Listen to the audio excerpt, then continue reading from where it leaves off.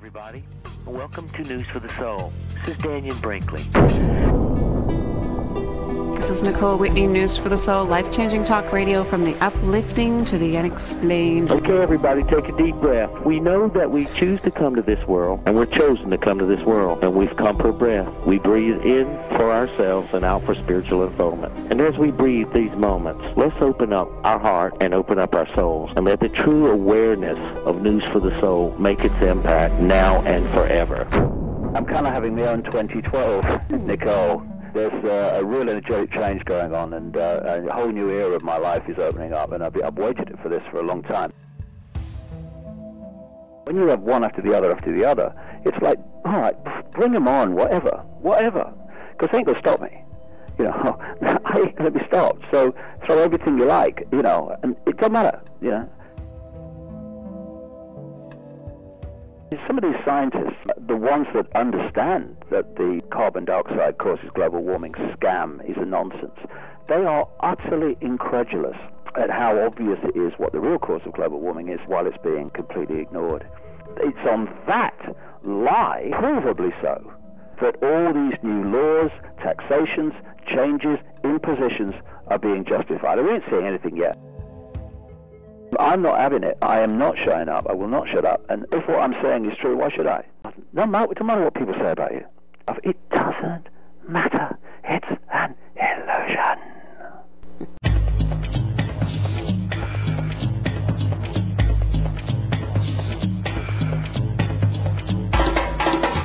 Ladies and gentlemen, David Icke. Well, it's been a while since we've talked. Well, I've been in bunker, mate. You know what I mean? I've been in my bunker using this new book. Well, I want to find out about the new book, obviously, okay, and a little bit about filling in the blanks. I've had people writing me over the last year and a half going, is David okay? Is everything going all right? And so, you know, we want to address that. So all right. Why don't we start there before we get to the book and the new stuff? Okay. As far as, how are you? And I'm really good. I'm going through great changes in my life at the moment, and they're manifestations of energetic changes. Where, I mean, I've been going through another transformation, if you like, over the last kind of year, but it's getting stronger and stronger. I'm kind of having my own 2012, Nicole, I think. There's a real energetic change going on, and a whole new era of my life is opening up, and I've waited for this for a long time, because the last phase, which I guess began around 10 years ago, has been real tough, and it's something that's been very difficult to get through sometimes, despite producing all the books. You know, it's been my most creative period of my life, but it's been a real challenge in many ways, and the challenges continue. But you know, life is about not so much challenges, but the point from which we observe them. You know, you can look at the same thing, and one person sees it completely different to the other, and one goes through emotional trauma as a result of their point of observation of this situation, and someone else, it doesn't matter. You know, just get on with your life. It's not the problem you think it is. And I tell you what I've started to do as this energetic change has proceeded and got more and more powerful, is that I've taken a different point of observation to everything, and it really, really does not help put this illusory, nonsensical crap into perspective. I was listening to some interviews with near-death experiences a few weeks ago, and there was tremendous common themes there in terms of what they experienced. But I remember one who said the moment he left the body, there was no past, present, or future. He knew what people were thinking about him. He knew what people had thought about him. He knew what people were going to think about him. There was no sequence. There was no time. There was no space. Everything happened in one now.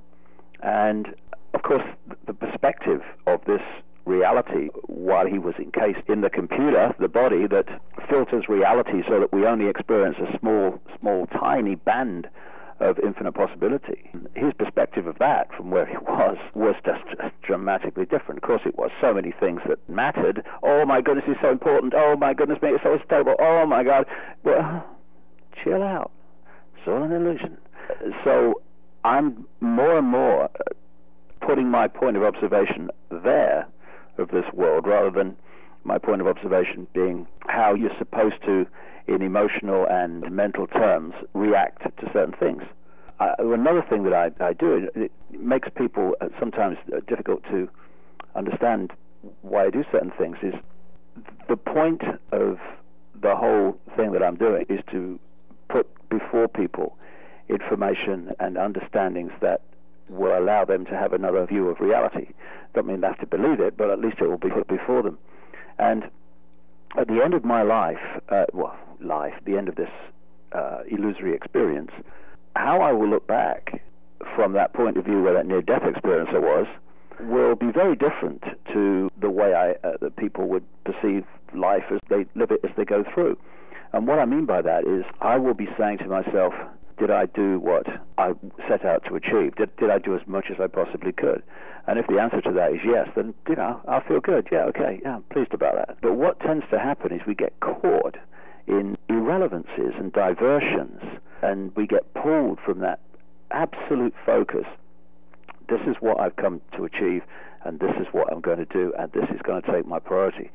Things that some would think were important in terms of, I don't know, relationships, whatever, to me, they're just part of the illusory journey. And okay, you learn from them, and you can enjoy them or not enjoy them or whatever, but the focus of my life is, first and foremost, to put before people information that they don't normally receive. Because when we leave this world and we look back from that vastness of perspective, comparatively, it's not, did you say the right thing to this person? Did you go to the right place here? All that stuff from the 5 sense point of view. It's, are people in that 5 sense reality in an Orwellian state? Are their children being microchipped at birth? Are they being completely disconnected from their infinite multidimensional self? Or has a contribution been made to stop that happening so that people can experience this reality, and it's just a reality and we can experience it and, have a good time, but in freedom of thought, in freedom of action, in freedom of living your perspective, rather than being born into an Orwellian world of machine-like control. That's where I come from. I come from that perspective of I'm going to do what's best for this work, whatever you want to call it, at all times. And that makes me live my life with a different set of values in terms of, what priority in my life and what's not. And it's interesting how, as you mentioned, we go through these changes and awakenings, and it's not like the other stuff necessarily goes away. You just see it differently. Yeah, exactly. But it's still there, and maybe amplified even. How is the court case thing going? Well, that runs on, and it's enormously expensive. I've had people come into my life in this cycle of 10 years, and it's been an interesting, from the perspective I am now, to look back and see how the people, first of all, vehemently say how passionate they are in supporting what you're doing. And, this information's got to get out, and it's all fantastic, and oh my goodness, it's so important. And at the same time, they make your life and your ability to communicate that work more difficult than anyone else. And in this period now that I'm living through, these people and those influences, those energies are going out of my life, and this is all part of this transformation. We can see the problems we have as, oh God, everything's gone wrong, oh my goodness. Or we can say, hey, how do you make steel stronger, harder, more impossible to destroy? You put it through fire, and you hammer it into what you want. No one said it was going to be easy, so I've had so many challenges in my life, and it's not just me. I mean, it's because everyone has challenges in their life. But I've had so many challenges in the last 20 years that it's like my arthritis, Nicole. To be honest, I've had arthritis since I was 15. I played professional soccer with it till I was 19, and then it got so bad. 21 it was, not 19. I thought I was going to stop at 19, but I kept going till 21.